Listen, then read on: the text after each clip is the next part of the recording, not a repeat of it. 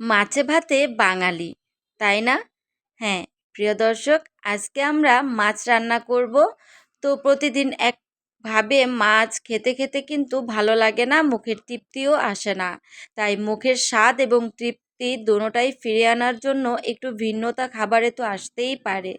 হ্যাঁ প্রিয় দর্শক, আজকে আমরা মাছ রান্না করব, তেলাপিয়া মাছ রান্না করব, আর সেই মাছটাকে আমরা রোস্ট তৈরি করব। তো এই মাছের রোস্ট রান্না করার জন্য আমি এখানে কিছু ইনগ্রিডিয়েন্টস নিয়েছি। তো আমি এখানে নিয়েছি হচ্ছে 6 পিস এখানে তেলাপিয়া মাছ আছে। আর এই 6 পিস তেলাপিয়া মাছ আমি আজকে রোস্ট তৈরি করব। তো এখানে নিয়েছি হচ্ছে রোস্টের মশলা, এটা আমি ঘরে তৈরি করেছি। তারপরে হচ্ছে তেজপাতা, এলাচি আর দারচিনি একটা। এখানে নিয়েছি হচ্ছে ঘি নিয়েছি। তারপর হচ্ছে আদা আর রসুনের পেস্ট নিয়েছি। তারপর এখানে নিয়েছি ময়দা, কারণ ময়দা সবার ঘরেই কম বেশি থাকে। এখানে আছে মরিচের গুঁড়ো, লাল মরিচের গুঁড়ো। রোস্ট কিন্তু আসলে হলুদের গুঁড়ো একদমই দেওয়া যাবে না। এখানে নিয়েছি পেঁয়াজ কুচি, আর নিয়েছি কিছু পেঁয়াজ আর হচ্ছে টমেটোর পেস্ট। তো এগুলোই আজকে রোস্ট রান্না করার ইনগ্রিডিয়েন্টস।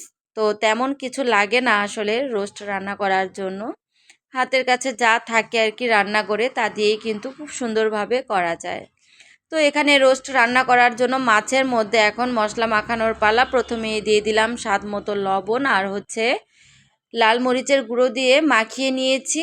এখন দিয়ে দেব 3 টেবিল চামচ হচ্ছে ময়দা।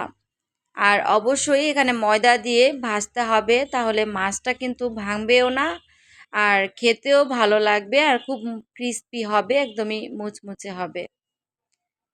তো এখানে আমি খুব সুন্দরভাবে মাছটাকে হচ্ছে ময়দা দিয়ে ভালো করে মেখে টেখে একদম সুন্দর করে নিয়েছি। এখন ভাজার পালা। আর রোস্ট করতে গেলে অবশ্যই প্রথমে মাছগুলোকে ভেজে নিতে হবে, কোনোভাবেই কাঁচা কিন্তু করা যাবে না। তো কিচেনে আমি চুলাতে একটি প্যান বসিয়ে দিয়েছি হচ্ছে সয়াবিন তেল দিয়ে। তারপর মাছগুলো আমি একটা একটা করে এভাবে উল্টে পাল্টে সবগুলো এভাবে ভেজে নিয়েছি। তো একদমই একটু লাল টাইপের একটু কালার করে তারপর হচ্ছে ভেজে নিতে হবে। তো এভাবে করে সবগুলো আমার মাছ কিন্তু উল্টে পাল্টে ভেজে নেওয়া হয়ে গেছে। এখন যে এক্সট্রা তেল ছিল সেই তেলের মধ্যে দিয়ে দেব হচ্ছে পেঁয়াজ। এখানে আমি পেঁয়াজ কুচিও দিব, তারপর হচ্ছে পেঁয়াজ আর টমেটোর পেস্টও দিব। তো প্রথমে এই পেঁয়াজগুলো হালকা করে একটু ভেজে নেব। তো এখন আমি কিন্তু হচ্ছে তেজপাতা আর একটা এলাচি আর একটা দারচিনি দিয়েছি। তো এখন কিন্তু পেঁয়াজগুলো ভাজা হয়ে গেছে। তো এ পর্যায়ে আমি অর্ধেকটা ঘি এখানে দিয়ে দেব। আর এই রোস্ট কিন্তু ঘি দেওয়ার কারণে কিন্তু টেস্ট অসম্ভব মজা হয়। আপনারা বাসায় একবার হলেও আমার এই রেসিপি ফলো করে এই তেলাপিয়া মাছের রোস্ট রান্না করে খেয়ে দেখবেন যে কতটা বেশি টেস্টি হয়।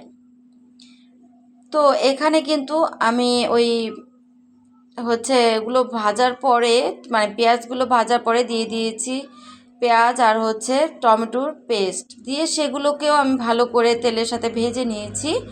আর এখন আমি কিন্তু এগুলোকে সবগুলো কষানোর জন্য পরিমাণ মতো একদম গরম পানি দিয়েছি। অবশ্যই কিন্তু এখানে গরম পানি দিতে হবে। আর যে কোনো খাবার একটু টেস্টি খাওয়ার জন্য, মজা খাওয়ার জন্য কিন্তু গরম পানিটা ইউজ করবেন, তাহলে খাবারের টেস্ট অনেক বেশি বেড়ে যায়। তো আদা রসুনের পেস্ট দিয়ে এখন আমি ভালো করে আবার একটু দিয়ে দিলাম হচ্ছে রোস্টের মশলা, আবার একটু লাল মরিচের গুঁড়ো দিয়েছি। এভাবে করে সব মশলাগুলো একসাথে করে আমি আবার একটু কষিয়ে নেব, একটা ঢাকনা দিয়ে ঢেকে দেব। তো প্রায় 10 মিনিট পর আমি ফিরে আসলাম, ঢাকনাটা উঠিয়ে দেখলাম প্রায় পানিটা টেনে গেছে। তো এ পর্যায়ে কিন্তু এখন আমি দিয়ে দেব হচ্ছে দুধ। আমি এখানে হচ্ছে মানে 4 টেবিল চামচ গরুর দুধ দিয়েছি, একটু বড় চামচ দিয়ে 4 টেবিল চামচ গরুর দুধ দিলেই হয়ে যাবে। আর যদি গরুর দুধ আপনাদের হাতের কাছে না থাকে তাহলে হচ্ছে গুঁড়ো দুধটাকে একটু গরম পানি দিয়ে গুলিয়ে তারপর দিয়ে দিবেন। তো এই যে দুধ দিয়ে তারপর হচ্ছে আমি কাঁচামরিচ দিয়েছি, আর কাঁচামরিচটাকে মাঝখান থেকে একটু ফালি করে দিয়েছি, কারণ কাঁচামরিচের স্মেলটা কিন্তু ভালো লাগে আর জালটাও কিন্তু ভালো লাগে। তো এখন মাছগুলোকে দেওয়ার পালা। এখন আমি পরিমাণ মতো মানে ওই দুধ দিয়ে তারপর হচ্ছে অল্প পরিমাণে একটু গরম পানি দিয়েছি, দিয়ে তারপর হচ্ছে মাছগুলোকে দিয়ে নিয়েছি। তো এখন প্রায় 10-15 মিনিট পর ফিরে আসলাম, মাছগুলো কিন্তু মাশাআল্লাহ একদমই রোস্ট হয়ে গেছে। তো এভাবে করে একটু হচ্ছে প্যানের হাতলটা ধরে তারপর হচ্ছে এভাবে করে একটু নেড়ে দিবেন, দেখে বুঝে নেবেন, ঠিক আছে। তো এই তো আমি বাকি ঘিটুকু দিয়ে দিচ্ছি, এখন আমার নামানোর পালা শেষ পর্যায়ে আর কি। তো প্রথমে ঘি দিয়েছি, এখন হচ্ছে একটু জিরে গুঁড়ো দিব, দিয়ে তারপর হচ্ছে একটু মানে যখন তেলটা উঠে আসবে ঠিক তখনই আমি নামিয়ে নেব। তো দেখে কতটা লোভনীয় লাগছে, তাই না? তো আলহামদুলিল্লাহ আমার এই রোস্ট কিন্তু তেলাপিয়া মাছের রোস্ট কিন্তু একদমই পারফেক্টভাবে রেডি হয়ে গেছে। তো এই রোস্ট আপনাদের মানে রান্না যদি রেসিপি ভালো লাগে অবশ্যই আমার এই চ্যানেলটাকে সাবস্ক্রাইব করে রাখবেন, লাইক দিয়ে পাশে থাকবেন, ফ্রেন্ডস অ্যান্ড ফ্যামিলির সাথে শেয়ার করে দিবেন। তো আমি তো আপনাদেরকে সবসময়ই বলি যে আমার পেজটাকে আপনারা একটু ফলো করে রাখবেন। তো এরকম রোস্ট আপনারা বাসায় অবশ্যই রেসিপি ফলো করে রান্না করবেন, দেখেন মানে দেখতে পারবেন যে কতটা ভালো লাগে। আর এই রোস্ট কিন্তু মাছের মানে কি বলবো, মানে এতই টেস্ট, এটা ভাতের সাথে, গরম ভাতের সাথে, পোলাওয়ের সাথে, খিচুড়ির সাথে, পরোটার সাথে, যে কোনো খাবারের সাথে অনায়াসে খুব মজা করে টেস্টি করে খেয়ে নিতে পারবেন। সবাই সুস্থ থাকবেন, ভালো থাকবেন, আমার জন্য দোয়া করবেন। আল্লাহ হাফেজ, আসসালামু আলাইকুম।